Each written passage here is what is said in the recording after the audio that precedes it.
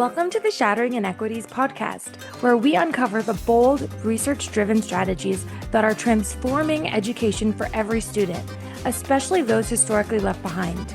In each episode, we'll highlight leaders who are not just imagining a better future, but actively creating one. Through real-world successes, challenges, and actionable insights, this podcast is a space to crowdsource solutions that advance shattering inequities in education. And now, here's your host, Dr. Robin Avelar LaSalle.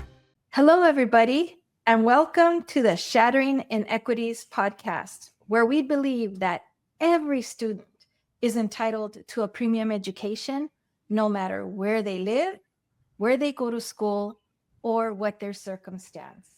Today, we are honored to be speaking with one of the leading, most successful educational leaders in California and beyond, Dr. Monica Oviedo. Welcome, Monica, to our podcast. Thank you. Thank you so much. I'm honored to be here. Well, Monica, I'll just review for you that the point of this podcast is twofold. First, we are here to provide a contribution to the field by sharing with our audience wisdom and lessons and examples of real life on the ground leaders who have demonstrated that historically underperforming students can reach the highest levels of achievement under the right conditions and the right leadership. And so to that end, as you have strong results to demonstrate for your efforts, we've invited you here to share. And that'll be inspiring and informative. And secondly, a passion project, this is research. We're crowdsourcing intel, if you will, from leaders just like you and asking the direct question, how do you do it? And there's no doubt that there's been research and best practice discussed and shared and written about, but in slices. What we're trying to do is see if we can see the entire elephant all at once by meeting with and speaking to as many effective leaders as possible. And then we're inviting our audience to contribute by either nominating other very effective leaders that had results so we can ask them what their solution set was, or if they themselves have experienced success, sharing the formulas that they've landed upon with us. And so what we'll do is publish white papers, and we'll share at conferences and really generally contribute to the strength of our field. So that's the purpose here, Monica. Okay. So thank you. I want to start by saying you have the strongest of the strong results, but I'm going to delay that teaser and ask you this, Monica. What made Monica Monica? You are effective by every measure. And so what I'd like to do is, by way of introduction, just ask you to tell us your story. What made you the leader that can do what you're doing right now? Yeah. And if I could ask you one little favor to pepper that story with at least one of your not on my watch moments, an experience you've had somewhere in your career or your life that was a defining moment that helped shape the leader that you are right now. Sure. So I'm going to actually go back to growing up. I grew up in Whittier. And when I grew up in Whittier in the mid 70s, it did not look like the community it looks like today. So Whittier is a community about 30 minutes southeast of Los Angeles. Currently, it's probably, I don't think it's 70, 80,000 folks who live in the Whittier area. And my parents actually were born and raised in Los Angeles. And they wanted to follow the American dream and buy a home in the suburbs. And so they moved to Whittier in the late 60s. And then they bought their second home in the mid 70s. And I remember moving into that neighborhood and no one looked like me. No one. And I look back at my second grade elementary school photo, and I'm pretty much the only brown student that was in the photo. And it speaks kind of volumes to where we are now. Whittier is largely a Latino community, and it serves a very diverse socioeconomic. So growing up there, we literally had one of those stereotypical moments where my parents bought the worst house on the block. And with their family and a lot of hard work, they turned that home around. So I definitely recollect a time when my father was working out in the yard, super dirty, was really a mess of a house, and neighbors coming to him and thinking that he was, the gardener, right? And asking how much he charged. And that was a huge moment for me. I mean, I was 7 years old at that time. And I remember thinking, gosh, I don't want the rest of my neighbors to have this experience of getting that wrong. And they were embarrassed, and my dad was a little annoyed. And so I made it a point as a 7-year-old to go to every neighbor's home, knock on the door, introduce myself. My maiden name is Melendres. And so I said, hi, I'm Monica Melendres. My parents just moved in down the street, and we're Mexican. Oh, I cannot believe my mom reminds me of that story of how being so precocious at that age. But I think that what it showed me was that I was going to assert who I was. I was very proud of who I was and how I was raised. And my dad has had a lot of impact on me. He is a retired law enforcement. And as a law enforcement, and I really thought it was important to have a high sense of justice. I saw that in my parents. And I think that's also has an impact on how I lead and how I taught. And so kind of fast forward, I went to our local public schools. That was a great experience. I ended up going to a Catholic high school, which also has a very high sense of social justice. Some of my favorite teachers really impressed that upon me. And then I went on to UCLA for my undergrad, another big university, a public university with a lot of opportunities, and was a history major at a time in the late 80s where things were changing for our nation and in relation to other countries as well. So I had a lot of great experiences growing up. And then fast forward, my mom, when I went to college, she worked at USC, wanted to make sure to get any job she could so that her kids could have what's called tuition remission. And so by the time she was able to do that, I was ready for grad school. And I did a master's degree at USC and a doctorate at USC. And you can kind of see those two degrees. What you can't see is that on the other wall is a UCLA degree. So I'm really proud of that for a variety of reasons. The support my parents provided, but also to be a role model for the students that I serve. I really believe in the importance of the students that I work with, that they see me and see the path that I took, and that they can take that path as well. And when I think back over my history of teaching and then moving in, I think that aha moment for me, that not on my watch, came in my second principalship. So I was a teacher for 10 years, 3 of them in Whittier Union. And then I became an assistant principal. And then I moved into a principalship at Santa Fe High School. But in 2009, our superintendent at the time, a huge mentor, Sandy Thorstensen, asked me to go to Pioneer High School and really turn the school around. They had a series of leaders who were making some decisions on who was getting permanency, a lot of just challenges at that school at that time. And so she asked me to go. She said I could pick my team of administrators to work with. And really the goal was to turn around the school.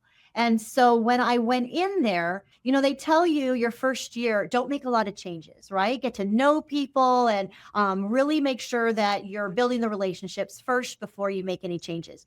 But there was definitely, I'm a systems person. And I am also, have this high need for fairness and justice. And one of the first things I came across was this practice in the science department where no matter what academics you came in with, you were not going to take a college preparatory science class in your 9th grade year. You were say that again? Yeah. So in 9th grade, all students were tracked into a 9th grade non-college prep course. And the idea behind that, or the belief, was these students weren't ready yet for that. That maybe their math wasn't up to standard yet. And so that policy, and I think maybe there were some, like one set of students who, if they were like honors track, they could take biology, but everyone else was in a non-college prep science class. And I remember thinking, oh no, That's not going to work. And I know, and I remember telling our soup at the time, hey, listen, I know I'm not supposed to make massive change right away, but this one I can't live with because I don't think it's right. And it also wasn't the practice at our other schools. And so what I saw at the school I was leaving at Santa Fe and what I saw at Whittier High School was not that practice. And so I was able to show the science department, hey, listen, I know you have these concerns, but we're serving the same students that are being served at Whittier High School and Santa Fe High, and they're having success. So although I can see maybe one class out of the 10 that we're offering for ninth graders, that might be for students who aren't ready yet. The majority of them, I believe, are going to be ready for college prep. And so let's look at this at the end of the year. We'll look at the data to show whether or not, they're able to handle that. And they were. And so that was a huge impact on changing the culture to becoming a college-going culture. And so then I continued to serve there, was really lucky to have some great partnerships. We partnered with a nonprofit who brought in a variety of different programs, including the Upward Bound program and also some grants that were a Gear Up grant. And so we had a lot of support for college readiness. We had very strong AVID program. We had a Puente program at that time as well. And so we really had the keys to make sure that our students were able to access college readiness straight out of the gate. So continued that work for 7 years at Pioneer and really felt that I left it in a solid place when the opportunity came for me to go to the district office. And I got to tell you, I'm so proud of the two principals who followed me. I joke, I'm a huge baseball fan. So at that time I used to joke, I'm like Clayton Kershaw, the starting pitcher who's eventually going to be, an MVP. But the person that came in after me was even more amazing than I was. And so I used to refer to her as Kenley Jansen. They were a super popular pair at that time. And she did an amazing job, took them to new heights, built new systems for their success, such that when she left, they were a California Distinguished School, an AVID National Demonstration Site School, and they had the highest A through G rate in Whittier Union. And if you know Pioneer High School, we serve 90% Hispanic, Latino, and about 95% economically disadvantaged. And so they were definitely proving that demographics do not determine destiny. And then she was so amazing that when I became the superintendent, I looked at all of our principals, which is our practice to hire cabinet level from within. And I picked the strongest instructional leader to help with that. And so I invited her to be my replacement in educational services. And this principal that she chose, or that was selected by the whole committee, is doing an even more amazing job. I think she's got like 3/4 of the students now that are college ready.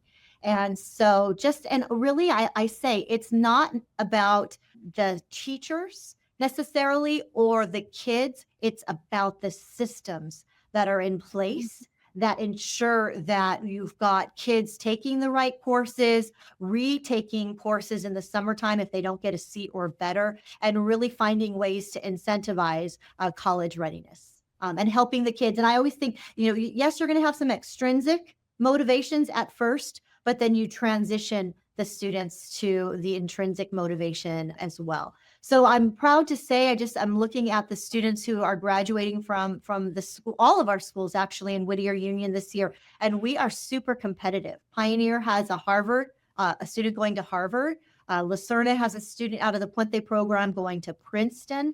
We have multiple Dell and or Edison scholars. So really excited about the work in Whittier. And that's just one of the not on my watch stories that I would share. Well, everybody meet Monica. That's all I have to say. Well, sorry. No, looking at your results. So, we dump all of the data from the state of California right now onto an analytics tool.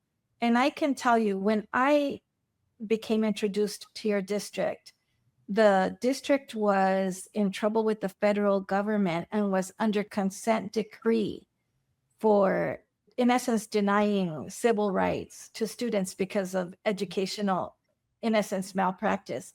And I remember meeting one of the schools, and the report that studied the systems that created the results, which were quite poor at one of your schools, which was just symbolic of the district.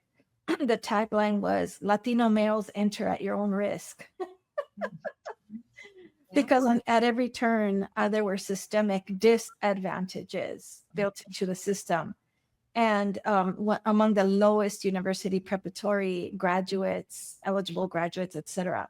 And you don't have these data because we produce them internally, but I'll tell you that currently, with the demographics that you have, which by all accounts, statistically, your students should not be high performing. You have similar school rankings of between 80, 88% and 98 percentile. Similar schools, you're at the top of similar schools in achievement as measured by proficiency on the standardized competitive tests across the state, as well as graduation rate and university eligibility. Not only that, but compared to all schools in the state, which include very high socioeconomic schools, which, as you know, California has everything from the highest end to the most financially, demographically, socioeconomically disadvantaged. And your percentile ranking is from 75 percentile all the way up to 89. Crazy results. Over 90, in the high 90s of graduation rate, and above the state average of graduates leaving your system university, 4-year university eligible, 60% and above. That's unheard of for any students, never mind students that represent your demographic. And I know you have lots of other ways to measure results. Yes, definitely. Want me to share some of those with you? Why don't you? Okay. So we definitely believe, and we're a data-driven district, and there's a whole bunch of metrics that we look at internally as well. And that work actually started, Robin, when you were around helping us by looking at common assessments, right? And it was really a focus on how are we making sure that the learning on the east side of our district that is more economically advantaged is the same learning that is happening on the west side where I served in during my years as a teacher and a principal. And so those stop there just one sec. So really the question is ninth grade English no matter where you go to school? It's basic. Exactly. And so, and you mentioned the word instructional malpractice, the idea that no matter where you are, that our teachers are sharing best instructional practices, and that there's a tool for them to compare those practices, and that it informs their instruction and that they can improve. And so that process started way back in the early 2000s with the development of common assessments based on the standards for the various different subject areas. And that's work that we've continued today and continue to expand. So we have a set of teacher leaders that we call course leads at every school. We have them for 17 different subject areas. So for instance, Algebra 1, Geometry, Algebra 2, for instance. And those course leads help the department at the school site, the other Algebra 1 teachers, for instance, to work on developing the common assessments, and then they plan backward. What's the lessons that they have to put into place? They have those site-based common assessments that are happening pretty much every unit in mathematics, and then they have district-wide common assessments. In math, they happen to be similar across, but in English, for instance, you might have quarterly, where across the district, everyone is giving the same assessment. The great thing for me is that when I walk classrooms, which I do frequently with the principals, I can see the continuity of subject area, the content from classroom to classroom if I'm walking a math wing, let's say. But what I do love is that it still has the ability of the teachers on the strategies they're using. The teachers are not lockstep. There's a lot of opportunity for different instructional strategies for them to use.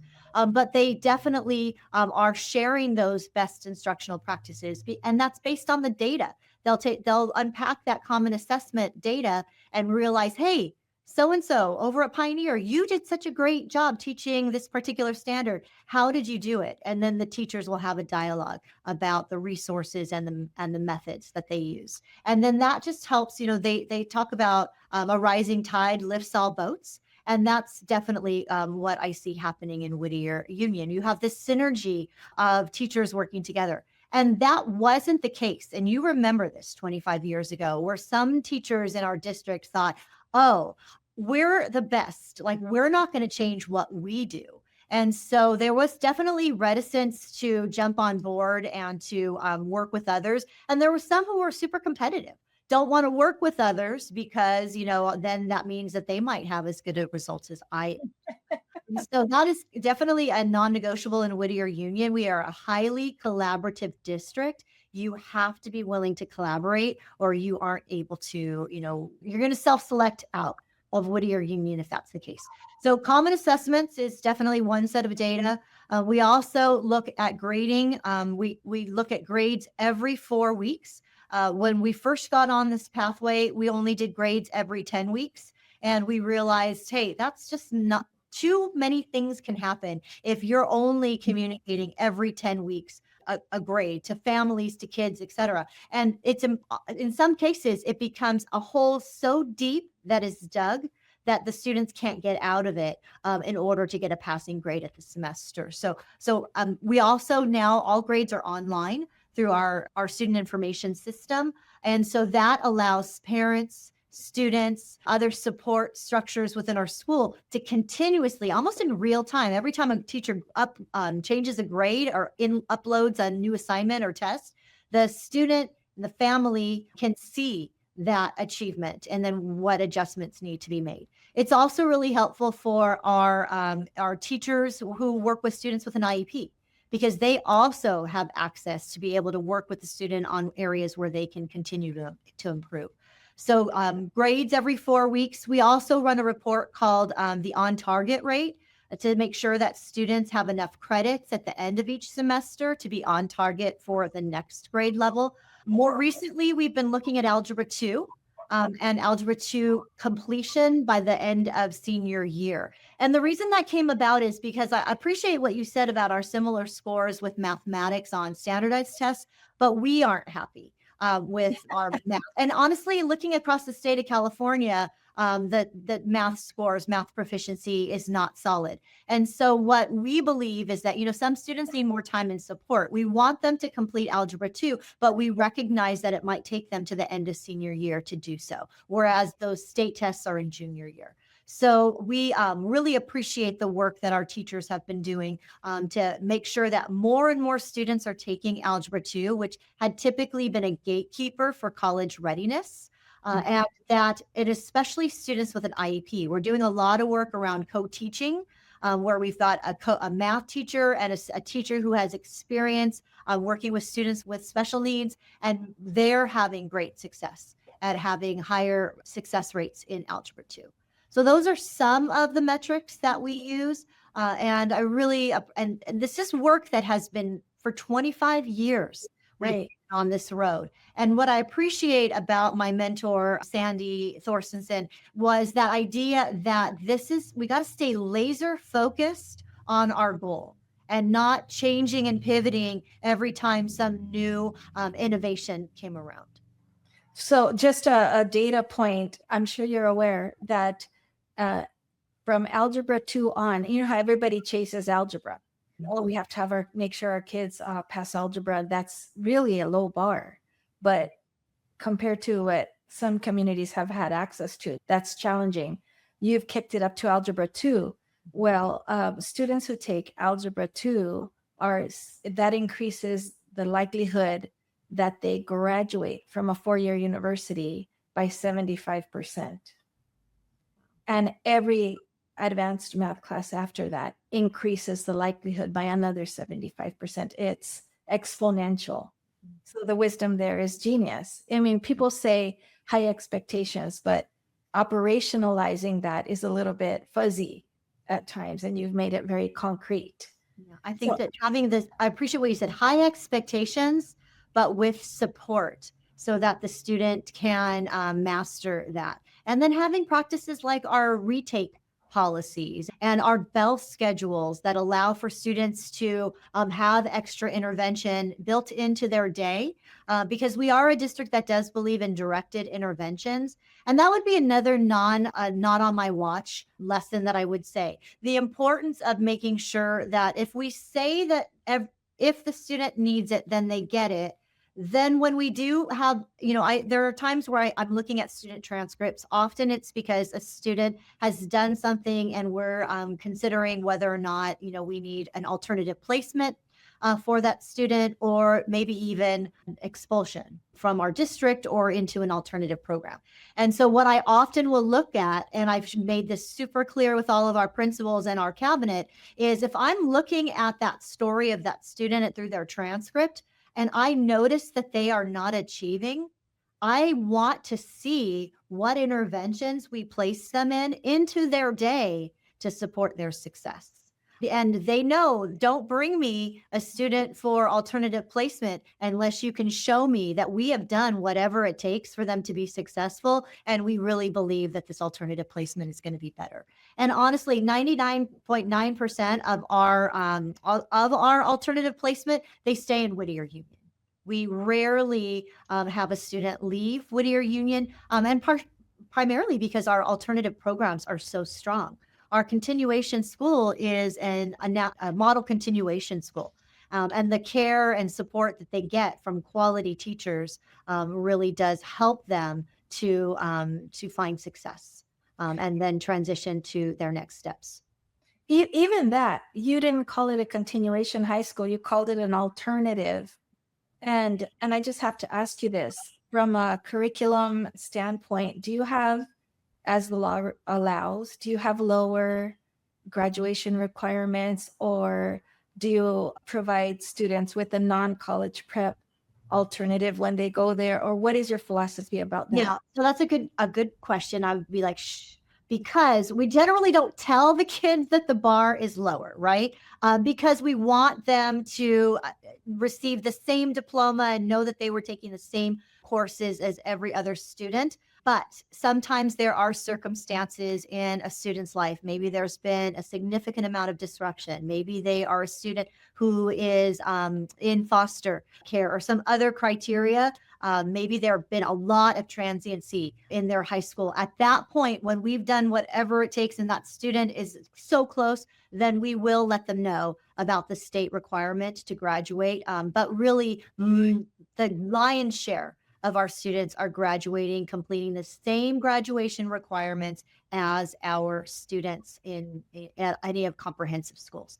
One adjustment that I've talked to you about is our continuation high school right now does offer mostly non-college prep courses. And so that has been, and then we do have a independent study. So if a student is college prep, then we are having them be in the independent study course. But I've been having some significant conversations and have support from the principal at continuation school to shift to the college preparatory classes. So I'm anticipating that will be happening next year for the students. So in the case of our students now, we have a great partnership with Rio Hondo. And so we matriculate them to Rio Hondo. And then we also have a very robust adult school for those students who are interested in pursuing a career tech ed pathway, and some really solid pre-apprenticeships. And I will tell you, that is one area where I've changed my thinking a little bit. I used to be like, college is everybody. And I still want every student to have every single choice when they graduate from us. Like I think at my core, that will always be. And it's because it's what I would want for my own two sons. I have two adult sons now. And when I started in administration, they were just getting started in middle school and onto high school. And so I used to really people who know me know it's kind of nails on a chalkboard when someone tells me, well, not every kid's going to go to college. Right. Like, I cannot stand that. And especially for people whose own children went to college, for educators to say that, just it seems like you're lowering the bar, right? And that's not what I would want for my kids, not what I would want for our students at our school. And not for what I would want for my community. Because I do live in Whittier, born and raised. And I think I've lived outside of Whittier for college and a little bit of time when my kids were in high school, and then moved back to Whittier. So it's not what I would want for my community. But I recognize that not every student wants to go to a 4-year. There are students who want a robust path in the trades. And so I'm really glad that we have partnerships now with apprenticeship programs in our area. Because we are in the greater Los Angeles area, and there's some really strong ones nearby. And then I also want to make sure, like, there are some students who really want to go into the military. And so, I'm grateful that they want to serve. And I want to make sure that regardless, that they have a solid foundation so that when they're done, they can pursue a 4-year experience. I think you bring up the nuance in this conversation. And that is, I hear you saying what I hope is becoming more widely accepted is that we want 4-year university eligibility for all students, because that defines a premium education. It's not AP, advanced placement. It's not honors. It's 4-year university eligibility is not an unreachable, unattainable goal. It's really, in the end, a couple of more classes, 1 or 2 more in math, depending on the district or the state, 1 more maybe in science and a foreign language, basically. But what we want is every student to graduate being the smartest bear in the forest, whatever forest they decide to go to. And we have analyzed the entrance exams for the top billets in the military. I wouldn't pass them because of the math and technical reading comprehension requirements, or the apprenticeships and the trades. Entrance exams for the trades. Electrical, I mean, they have to have senior level, like, calculus. Yeah, they do. In order to be successful. So I hear you on that 100%. And I'm grateful that years ago we did adopt a 3-year science requirement. And so that automatically kind of kicks that in. And we, encourage the students, like I was telling you, to complete through Algebra 2. And now we have that as a metric for us. And then I would also say the importance of, there was one more. Taking advantage of the asset our students have. We are a largely Latino community. And so them taking Spanish, in some cases, challenging out of Spanish 1 and 2. We have a strong relationship also with Rio Hondo. And so we offer Spanish 101 every summer for students so that they can meet that requirement. So there's a variety of ways that the students can meet those graduation requirements and be college ready. And I'm grateful for all of the supports that we have. Rio Hondo is a community college in the area. So for those who may not know, Monica, I want to continue down the technical path because you are a superintendent who is talking the talk of powerful teaching and learning. What the heck? That's I know. You lead with that. That's your head. Instruction is the most important thing. And that's always been who I have been. Since I was a teacher, I remember unpacking the standards and really working with my colleagues to make sure that we had quality instruction. That is who I am at my core. It's kind of funny because when I had the opportunity to come up to the district, my first assistant soup job was in business. And everybody was shocked, right? That, oh my gosh, you're going to business? Well, ultimately, it was the deputy soup who had been there for many years, was in ed services. And so I wasn't going to be having that opportunity right away. But when you are responsible for the resources, that's a great thing too, right? To make sure that you're funding all of the professional learning for teachers and opportunities for them to have good instruction. But what I love about, and then I did go to ed services, but I went to ed services in the middle of COVID. Right. So we weren't doing a lot of best instruction in the classroom at that time because we were online for the end of that first school year and almost the entire next school year. But what I was really grateful for by then was that our teachers really had bought into collaboration. And so they were sharing best instructional practices. So yes, we all agreed that it wasn't best to be online, but they had figured out ways to have students be in collaborative groups and to check in on students' mental health and to embed video with and stopping for checking for understanding. So they did that all collaboratively. That just is the power of the synergy of collaboration. It's like them working together to figure out how to have the best schedule. I will tell you, the schedule that they built for that time, we were on a block schedule of only 3. I think they took 2 classes each semester, but those semesters were short, similar to like a summer school. And then they would move on to the next course, so that it wasn't so overwhelming to be online for 6 courses a day. To have that reduced schedule, really, it did require us to keep it for that entire year so that the students had completed all of their coursework. But I really think that helped our students to be successful and that collaborative spirit amongst our teachers. So yes, so now in this role, I am all about instruction. When I walk classrooms on the campus, I'm walking with the principals, looking at what's best instruction and affirming the teachers for the job that they're doing, but then also stepping out of the classroom and asking the principal, okay, what did you see? What the practices that you saw? How can we support that teacher to be better? And so what we're looking to do next year is for our principals to be working together, visiting classrooms so that they can calibrate good instruction. We just had to change a huge kind of a shake to our system. Our director of professional learning and leadership development recently retired. He's retiring at the end of this month. And he really was the architect of a lot of our work on teacher collaboration. And he was one of the first adopters of common assessments and teachers really pulling those assessments apart to inform good instruction. So him leaving has been, a little bit anxiety producing because we don't, know. But our new person that's coming in is a Whittier Union, born and raised, and she was responsible for supporting all of our new teachers for, probably 25 years. She's been supporting the induction and new teacher support, and then working with our veteran teachers who are needing additional support in the classroom.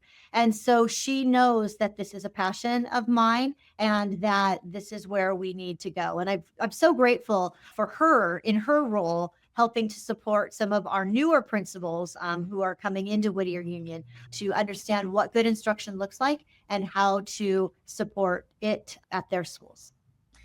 Monica, I'm curious about your philosophy about this and how you would respond. Clearly, a centerpiece of your solution is developing teacher leadership and teacher collaboration capacity. We say a star does not a constellation make. So you want these constellations. Do you think that this can be done outside of developing the capacity of the leaders? Site admin, district admin, what is the role of administration, non-teacher, non-counselor staff in the success of students in your mind? Yeah, I think it's all about, so I think they definitely are connected. And in some cases, there's a direction that's needed. And I'll go back to when I was at Pioneer High School. There were pockets of excellent teaching, but it wasn't happening across the whole system. And so there's a need for some direction with the leader to kind of say, hey, here's the expectation. Here's the supports that you need to get there. And then once you're confident that they have those, they're off and running. But what you see in Whittier Union is, and I'm kind of laughing because I think back to Dan Esquera saying back in the early 2000s, what's the role of administrators in the analysis of common assessment? And he put up a slide and there was nothing on it. And he said, that's the role. Like you don't need to be involved. And that is true. If you have teachers who are committed to their craft, who are supportive of collaboration, you really just create the environment and the culture for them to go and to do that work. And they will do that. I'm so proud of the last couple of years. They have our teachers under Dan's leadership have been developing these instructional pathways, ways that they can work together to improve their craft. One pathway is where they will read a book. One of the books most recently that they've read is The Anxious Generation. A lot of discussion right now on cell phone policy and how that's and how social media is impacting our students today. And so they'll unpack that book in a group of 10 to 12 teachers. We'll buy the book for them and they'll come in the evening or in the after school and really kind of unpack what that book is about and how it will inform their practices in the classroom. We had another group running a book called 10 to 25, and that's all about how do you motivate students, adolescents, because they are not motivated the same way as we are as adults. And so that also has implications for instructional practice. And so that's one pathway is these book studies. But we also have a program called Spotlights where teachers will come together and say, hey, I want to know more about this co-teaching model, working with my partners and our colleagues in our department of special ed department. And so those teachers will come together and really kind of unpack what that looks like, sometimes with a facilitator who has a lot of experience in that particular area. And then finally, we have something called the instructional, seminars. And those are short, maybe 2 hours after school, 3 times. And we call them dinner at the district. So people get here about 4 o'clock, and then they'll be working through some particular standard, let's say. Maybe it's how do I create more checking for understanding and assessment in the classroom, so standard 5. Or how do I create more engagement in my classroom, standard 2. And so those types of experiences are happening. And all of that is led by teachers. One teacher may say, hey, I'm interested in this and kind of take the lead. Another one might say, I have an expertise in this area and I'm happy to facilitate a group. But that synergy again of teachers who want to improve their craft, that's back to the teacher efficacy. They're teachers who want to improve. They don't need the administrators pushing that. We just need to create the climate and the opportunity and the resources for them to be able to do that work. So, Monica, how do you develop leaders? How do you find, cultivate, grow, give birth to leaders who somewhere there's on one end of the extreme, very controlling, very top down, very power, traditional power dynamic leaders, meaning administrators, because there are teacher leaders as well. But same with teacher leaders. Mm-hmm. And then at the other end, it's hands-off, abdicating responsibility leaders. And you're not known to accept leadership that abdicates their role in advancing the cause for educational justice. So there's nuance here. Yeah, I think so. Here's what I would say. I'm going to go back to Simon Sinek's Start With Why, right? Mm-hmm. People don't follow leaders because of what the leader is saying. They follow them because that's what they believe too. And so then they're willing to follow, the leader in that particular role. So I would say that in Whittier Union, we're really good about communicating what our expectations are for all students are going to be successful and can be successful with learning being the constant, time and support being the variables to ensure that students are successful. We also highly collaborative. So we make sure that we are finding people and we're keeping people in our system that believe what we believe. So that's first. And then secondly, we have so many opportunities for people to demonstrate that they are to lead others. That model is what we call a distributed leadership model. I mentioned earlier on that we have many course leads. Right? So for every subject area at every school, we have a teacher who is leading his or her group of other teachers. And it could be a small group of maybe only 1 or 2 other teachers who teach that same subject area who are working together. And so those are teacher leaders on our campus. We have department chairs. We have people who are responsible for our student information system and helping other teachers to best utilize and maximize all the resources of our student information system. We have teachers and counselors who are serving as data leads, that they really are into and understand how to pull data. And so they will serve in that particular role. So those are just some of the leadership roles that we have on our campus. But that really, when you look at the total number of people who have some sort of a leadership role, it probably is about at least a third to a half of any one of the staff. And that's in addition to some district roles that we have. We have these curriculum and assessment coaches. None of them are released out of the classroom. All of them come, though, and work with teachers here throughout the school year in our best practices events that are happening a couple times a year for the subject area, as well as in our summer professional learning series, which is very, very robust. So you'll see those curriculum and assessment coaches who will be leading the work this summer with their colleagues. Typically not colleagues from the same subject area. So typically we will not have an English teacher facilitating the summer work of the English teachers. The reason for that is we found that they would sometimes take off their facilitator hat and would get into the weeds on the content. And so the realization that, it's better for them to be in a different area so they stay focused on the processes and the systems and facilitating the group rather than getting into the weeds of the dialogue on the content. So for you, Monica, I'm going to push a little bit because people might listen to you and say, oh, administrators don't have a role. Damascara meant what he said. No need for admin.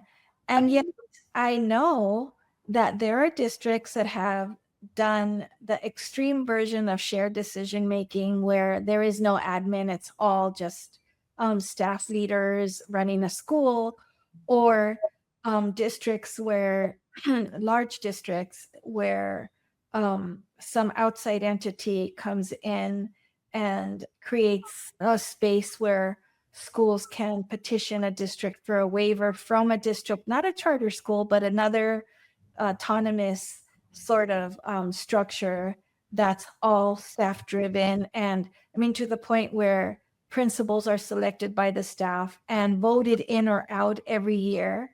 And I can tell you, those rarely go right. Yeah, there's so much research. Where the district office is perceived as lacking any utility at all. And so that gets negotiated out, and then boom, out goes the district office admin. And I have not seen many of those be successful from the standpoint of student outcomes for historically left behind kids. Is that your perspective? Yeah. And well, that's certainly not the model that we have in Whittier Union. And anyone who knows me knows I would never relinquish my role as a leader. But I definitely will recognize the value of collaboration, right? That we're partnering in this together. But the difference between leaders and then our teachers is I'm stepped back. So I have a 20,000-foot view of everything that's happening in all of our systems, and our principals have the view of what's happening across all of the departments. So I appreciate the work that's happening in all of those subject areas, but our assistant principals and our principals are the ones that are across all the courses and can see the best instructional practices. They're looking at all of the data. They're held accountable to all of the data. They're held accountable. I would love to say it's a kumbaya and every single teacher every day gets it and is doing the right thing. That would just be a beautiful thing to happen. But we're all human beings, and there are challenges that get in the way of that. And that's where the role of the principal and the assistant principals are, to come in and say, hey, this is what the expectation is. Here's what we're seeing. Now, what supports can we provide you to get you on the right pathway? And sometimes that's reminding people of why they got into education. And honestly, sometimes that's being mindful of who needs to be off the Whittier Union bus.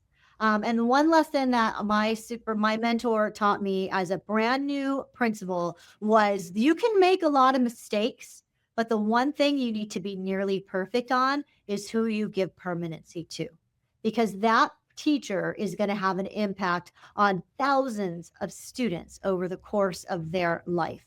And we want to make sure that we have the very best teacher in front of every one of our students. And so I took that role very seriously. I mentioned my why is I want for my students what I would want for my own two sons. And so if I'm not willing to put my own child into a particular classroom, I certainly ethically would have an issue with putting anyone else's child in that class. And so working with our principals and our assistant principals and our new teacher BITSA induction specialists and our PAR panels to help to improve those practices or help to respectfully offboard that person who is not either capable or unwilling to improve their practice. So that's part of it. But no, I am not going to relinquish my role. And I think that if you have strong relationships between the two, in my experience, we have a great relationship with our teachers union, and they are on board. As long as we're following due process, they don't want ineffective teachers who aren't willing to improve in the system either. That's what I think your district is known for, is you don't have a bell curve of staff. You're skewed. All plus teachers. I'm high end. In every role. They can't stay. So I want to ask you, you definitely lead with your powerful teaching and learning hat, your head teacher in charge hat. That's what you're talking about. And I hear you saying, and that's what you expect of all your administrators. It's head teacher in charge. No matter what your job is, you're leading teachers and counselors, I know, is the other side of that equation. Monica, everybody believes in high expectations, or so we say.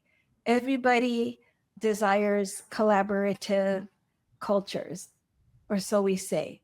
Everybody wants the best for all students, ...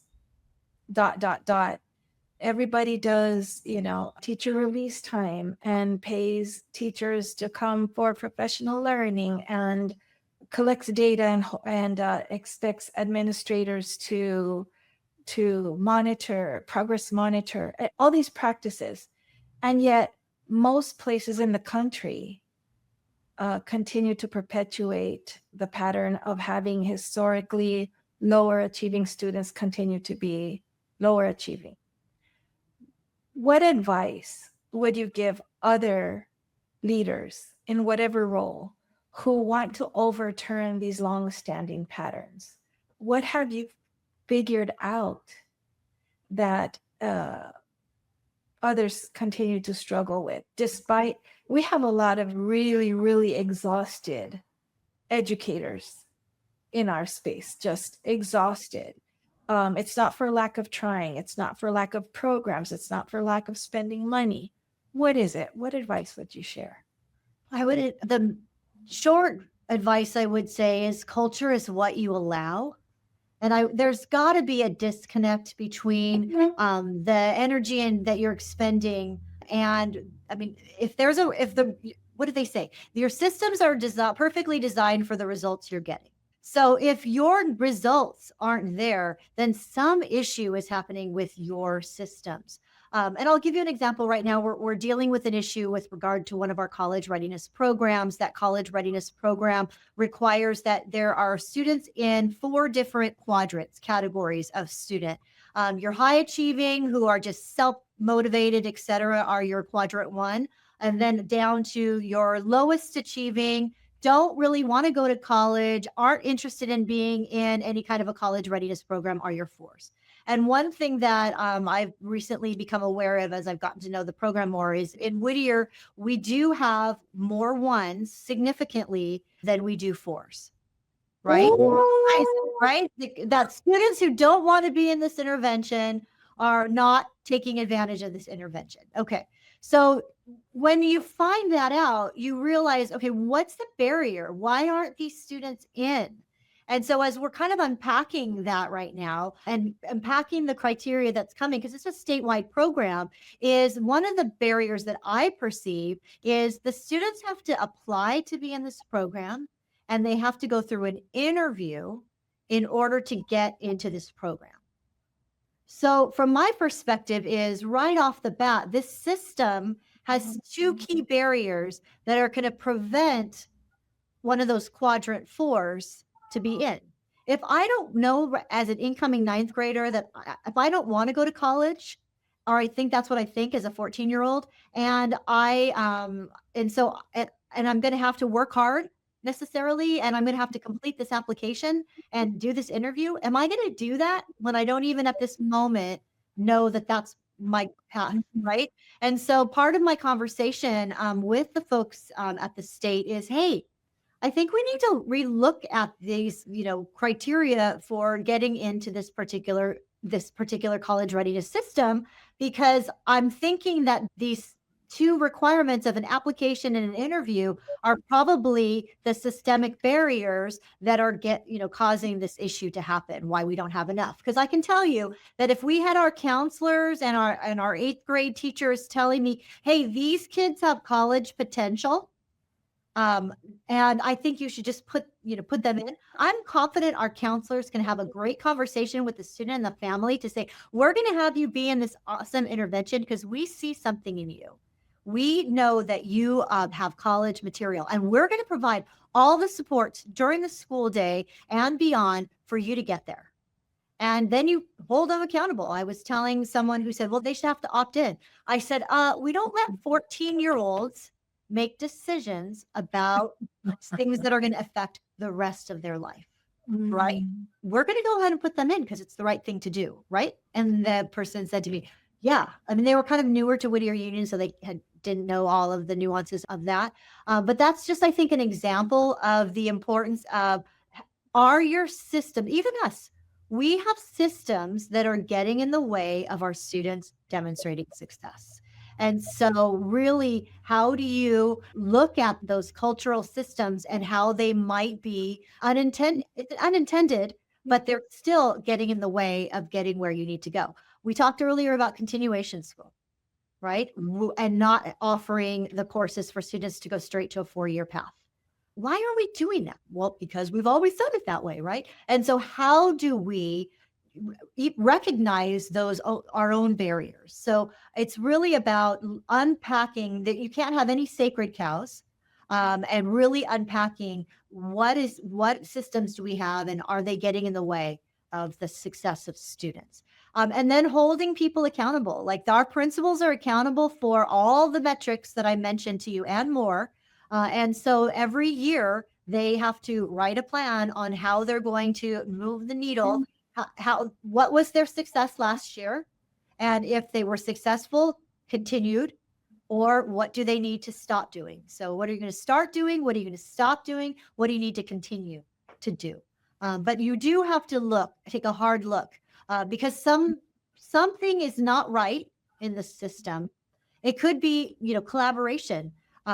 If anyone thinks that one leader by cult of personality can change things, it's no way. Like you might change things for a short amount of time, but if the work isn't ingrained and everyone believing and buying into that and looking at data regularly and seeing improvement, it's insanity. Yeah. If you're not getting improvement, and you're still doing the same thing, you have to change the inputs if you want the outputs to change.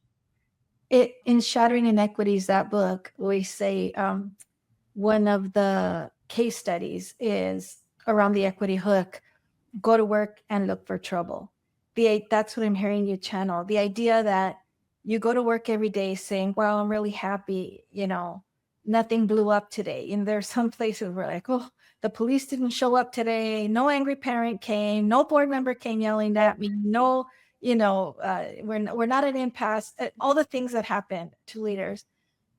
But is everybody, better stated, let's just assume that not every student today at this very moment is getting a premium education just because the law of averages. That's just how life is. Somewhere in our system, somebody's not getting the most premium education that we have to offer. I'm going to go find it and I'm going to address it, as opposed to leading with the mindset that we're glad nothing blew up today. So you're looking. I'm glad when nothing blows up, right? Like that's like if I do measure my success on a day-to-day basis. Like when I leave here, I'm like, okay, who was mad at me? Were they mad at me for the right reasons? That's okay. Did things generally go well? But that's the basic, right? Really about, okay, how the thinking long-term. How do I do that with our cabinet? How do I do that with our principals? And I'm a small enough district where I can have all of our principals in one room and be super clear about where we're going. And really, like later today, I have a reflection session with one of our new principals. And it's not just about the data. It's more, I need you to think more system-wide. You've just finished your first year as a principal and your first year as a principal in Whittier Union. This is somebody who came in from an outside district. And so it's a matter of, okay, what were the things that went well under your leadership? What were some things that you want to see? Like now that you have a year of experience and observation, where do you need us to go to accomplish your achievement goals? And how can I support you? And I assume you have something in mind as well. I do. Oh, absolutely. And we've been on that path for this last year, and we'll continue to be on that path to support their success. And it does go back to first best instruction. Wow. Every school, every student getting a quality experience, like you said. We say you can't intervention yourself out of a bad core. Like the majority of the student outcome juice comes from core instruction. I should let you go, but I can't. I have one more question for you, Monica. One more, I promise. What's the hardest thing about trying to get a system to close these dastardly historic gaps? And how do you ameliorate that? I think the hardest thing for me, and I think you've gotten this from my personality over all these years that we've known each other, is I'm a hard charger. Right? Like I'm the race car who wants to get there. Right? And I've really had to realize that there's an African proverb: if you want to go fast, go alone. If you want to go far, go together. And that is, I would say, is indicative of my mind shift in leadership over the last 25 years. I cannot believe I have been a leader in Whittier Union, starting as an assistant principal. It's been 25 years. And it's a realization, I think, with my second principalship, that we will be more successful if I'm bringing more people along with me. And so to understand how I'm thinking, understand where we need to go and supporting them. And that has really, I think, been transformational for that school that I was at, but also that perspective that we have as a district, that we will go so much further together and for more students than if we just have these pockets of, some stars, like you said. We will shine brighter together if the more people who get the why and are 100% committed to that work. And I lied. One more. Okay. Spark another question. So that's profound. In order to bring people along, and at the same time to have the patience to do that, and the strategy, while at the same time having this urgency, a lot of people bring on the next program and the next initiative and the next adoption and the next action plan. Do you do that? No. So we have stayed focused for 25 years. And that does mean that when all these ideas are, this program or this book or all these different things, but just staying really focused on our common assessment work, on sharing of best instructional practices. And more recently, as I was sharing, let's start looking at how are we supporting good instruction. So I want our principals to do that work, but also our teachers to do that work. I really do believe that is the final frontier in Whittier Union, is how are we observing each other and improving our instructional practice. And that's going to help us to continue to grow. So, but I definitely think that you have to have built relationships with people. and that everyone in the system, everyone, no matter what their role is, understands we are here to support student achievement, whether that be an instructional aide, whether that be somebody who's purchasing, whether that be somebody in the payroll, whether that be our bus drivers. We are all here to create the best experience for students so that they are ready to learn, they can learn. And so that's the work that I get up every morning and I'm so excited to do. And the fact that we're having great results in it makes me happy. But I also recognize, and if you're looking for other people to talk to, it doesn't happen just by, we're a high school district. Right. That means we rely on 5 different partner elementary school districts who take them the first 2/3 of the way. And then we have the handoff to us. And so having strong partnerships with our partner elementaries is so important. And so a couple of them that I know are doing amazing work and are outperforming their demographics as well would be Los Nietos, yes, right? They're at work. Little Lake, that's doing right, great things, and Whittier City also. And more recently, South Whittier, seeing really good systems in place for them as well. And so, and really be the partner with them. If we can, as the high school district, we need them so much more than they need us. So if we can partner with them and provide supports for them through our articulation efforts, we are happy to do so because that, again, will help our students to be successful. I've known that in the past, you actually, from your high school district budget, pay for the feeder districts to come and participate in articulation. Again, that's a backcasting from the end goal in mind, and then reverse engineering, and then whatever it takes. Yep. Monica, ladies and gentlemen, meet Monica, Dr. Oviedo. Oh my goodness. I have so many, my brain is going nuts. You hit on so many of the themes that keep coming up and you articulate them so well. The idea that, this work is focused and strategic and not necessarily sexy. You're talking standards, assessment, instruction. I think that's sexy. I don't know what you're talking about. I'm so excited to talk about good instruction. I'm married to a teacher. I'm grateful that he's an amazing teacher. And we do talk about his best practices in the classroom. I have raised a son who is now a teacher in Glendale. And my youngest did not follow us in the family trade, although he is a certified flight instructor. And we do talk best instructional practices for him as he preps, people to become private pilots. So I love instruction. I love talking about it. And again, back to that equity and justice that I grew up with.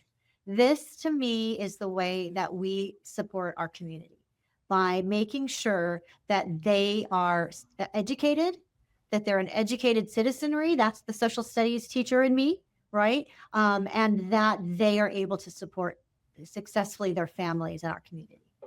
You said, I'll end with this. You said that you were raised in LA and your family was chasing the American dream and went to Whittier. So I was raised downtown LA, Echo Park, as you know, and when you grow up in Echo Park, there are 2 places you say, one day, we're going to grow up and be successful and live in either Montebello or Whittier, the 2. And then 25 years ago, Whittier was an affordable bedroom community, entry-level housing. You can't touch a house in Whittier today.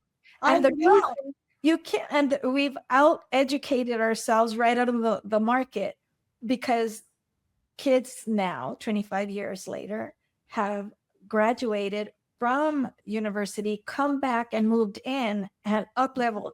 So it's not gentrification in the racial or ethnic sense. The community is actually more diverse than it was back when you were young. Right. Here, socioeconomically, it's a different demographic now with the same race and ethnic profile. Right. So congratulations, Monica, for all your successes and really lucky kids. I remember one time I presented to your board, as a matter of fact, and one of your board members said, okay, So you're telling us that we should do this and that and the other. How do we know that this is going to work? Can you guarantee that this is going to work? Do you remember? And I went, and I said, well, if you guarantee implementation fidelity to doing the true, right, and just thing, then I guarantee results. Because how can you not? If you set a high floor for everybody, treat all students as if they were in some resourced community and family, and provide them all the supports that now, as a middle-class person, I give my own children and you give your children, then how can they not do well? And you have exceeded every expectation as a district and community. So if there were ever a place where demographics do not determine destiny for historically lower achieving students, it's in your district under your leadership, kicked off by your predecessors. For sure. I fill some pretty big shoes, and I was there. I remember being at that board meeting when that board member asked you that, and your answer regarding fidelity of implementation. And I think now where we are, I mean, I think it was in 2000, and now we're in 2025, and it's still focused, not chasing the next big thing. Amazing. Well, we know that every student receives a premium education in your district, no matter where they live, where they go to school, or what their circumstance. And for that, we thank you. And to our audience, please feel free to contribute your ideas, your suggestions, your questions, as we continue to crowdsource this intel and figure out solutions, so that never again do we have to fall prey to the idea that demographics determine destiny for the same groups of students over and over again. Monica, thank you from the bottom of my heart for having me. Bye-bye. Bye. Shattering Inequities requires more than conversation. It takes action, research, and collective wisdom. If today's episode resonated with you, we'd love to hear your insights. Join the conversation and help us shape the future of education together. We'll be back with more stories, strategies, and real-world solutions that are making a difference for all students. Thanks for listening.